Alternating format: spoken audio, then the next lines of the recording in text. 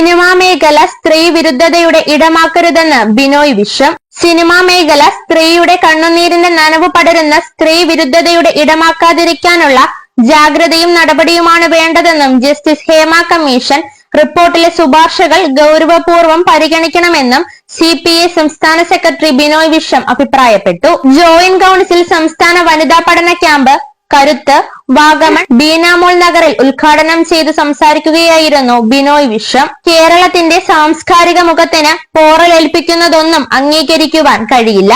ബൗദ്ധിക നിലവാരത്തിൽ ഉന്നത മൂല്യം സൂക്ഷിക്കുന്ന സിനിമാ മേഖലയിൽ സമീപകാലത്തുണ്ടായ വിഷയങ്ങൾ കേരള സമൂഹം വളരെ വേദനയോടെയാണ് കാണുന്നതെന്നും അദ്ദേഹം അഭിപ്രായപ്പെട്ടു. സിനിമാ മേഖലയിലെ പ്രശ്നങ്ങൾ പരിഹരിക്കുവാൻ നവംബറിലേക്ക് പോകാതെ എല്ലാവരുമായും ആശയവിനിമയം പൂർത്തിയാക്കി പ്രശ്നങ്ങളിൽ ക്രിയാത്മകമായി തന്നെ ഇടപെട്ട് പ്രശ്നങ്ങൾക്ക് പരിഹാരം കാണാൻ ഇടതുപക്ഷ സർക്കാർ ശ്രമിക്കണമെന്ന് ബിനോയ് വിശ്വം ആവശ്യപ്പെട്ടു. പകുതി അവകാശവും പകുതി ഭൂമിയും സ്ത്രീകൾക്ക് അവകാശപ്പെട്ടതാണെന്നും പക്ഷേ പലയിടത്തും സൂചികുത്താൻ പോലും ഇടം ലഭിക്കുന്നതില്ല എന്നതാണ് യാഥാർത്ഥ്യമെന്നും അതാണ് ജസ്റ്റിസ് ഹേമ കമ്മിറ്റി റിപ്പോർട്ട് സൂചിപ്പിക്കുന്നതെന്ന് അദ്ദേഹം പറഞ്ഞു. ജോയിന്റ് കൌൺസിൽ വനിതാ കമ്മിറ്റി സംസ്ഥാന പ്രസിഡന്റ് സാർ VV ഹാപ്പി അധ്യക്ഷത വഹിച്ചു.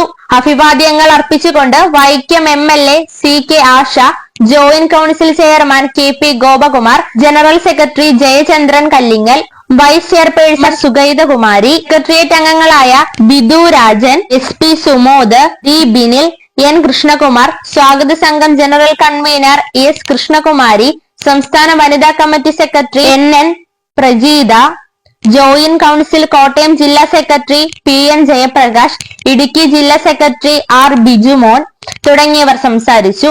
തുടർന്ന് ഇന്ത്യൻ ദേശീയത ചരിത്രവും വർത്തമാനവും എന്ന വിഷയത്തിൽ joint council general secretary Jayachandran കല്ലിങ്കലും, ജോയിന്റ് കൌൺസിൽ സംഘടനയും ഭാവിയും എന്ന വിഷയത്തിൽ ജോയിന്റ് കൌൺസിൽ ചെയർമാൻ KP ഗോപകുമാറും, സാമൂഹ്യ മാധ്യമങ്ങളിലെ സർഗാത്മകതയെ സംബന്ധിച്ച് ജിതേഷ് കണ്ണമ്പൂരവും, താളത്തിൽ മുന്നോട്ട് എന്ന വിഷയത്തിൽ കേരള ഫോക്കലോർ അക്കാദമി അംഗമായ അഡ്വക്കേറ്റ് സുരേഷ് സോമയും ക്ലാസുകൾ നയിച്ചു. News bureau, Vagamon.